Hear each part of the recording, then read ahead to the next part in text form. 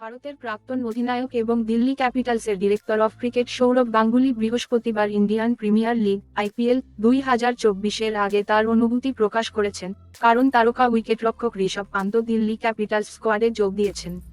30শে December 2022-এ একটি ভয়ঙ্কর গাড়ি দুর্ঘটনায় একাধিক আহত হওয়ার পরে আইপিএল 2023 মিস করেছিলেন।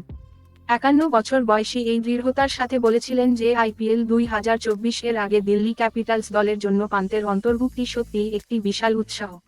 পান্তের দলে ফিরে আসায় তিনি অত্যন্ত খুশি। এটি দিল্লি ক্যাপিটালসের জন্য একটি বিশাল উৎসাহ কারণ ভারতীয় খেলোয়াড়রা আইপিএলে স্বর্ণ। স্পষ্টতই তিনি খুব বেশি ক্রিকেট খেলেননি এবং আমি আশা করি সে খুব দ্রুত ছন্দে ফিরে আসবে।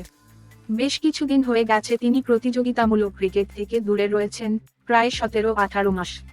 তিনি প্রত্যাবর্তনের জন্য খুব কঠোর পরিশ্রম করেছেন। তিনি আত্মবিশ্বাসী এবং দিল্লি ক্যাপিটালস এবং ভারতের হয়ে খেলতে চান। আমি অত্যন্ত খুশি যে সে ফিরে এসেছে এবং আশা করি সে মরশুমটি পার করবে, গাঙ্গুলি রিপোর্টারকে বলেছেন। প্রাক্তন বিসিসিআই সভাপতি আরও বলেছেন যে পন্তকে আইপিএলের 2024 সংস্করণে খেলার বিষয়ে খুব আত্মবিশ্বাসী দেখাচ্ছে, যা ডিসি এবং টিম ইন্ডিয়া উভয়ের জন্যই সুসংবাদ। আমি সম্প্রতি ওলের উদ্বোধনী খেলার জন্য বেঙ্গালুরুতে তার ঋষভ সাথে দেখা করেছি। তিনি সেখানে ছিলেন। তিনি প্রস্তুত হচ্ছেন এবং আশা করছি আইপিএল 2024-এ খেলবেন। 22শে মার্চ থেকে শুরু হওয়া আইপিএল 2024-এ খেলার বিষয়ে তাকে খুব আত্মবিশ্বাসী দেখাচ্ছিল। এবং এটি দিল্লি এবং ভারতে আমাদের জন্য গুরুতর সুখবর, প্রাক্তন বাঁহাতি ব্যাটার যোগ করেছেন।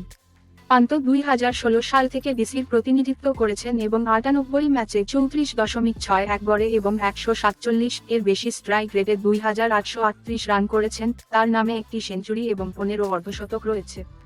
ইন্ডিয়ান প্রিমিয়ার লিগের আইপিএল 17তম মরশুম 22শে মার্চ শুরু হবে।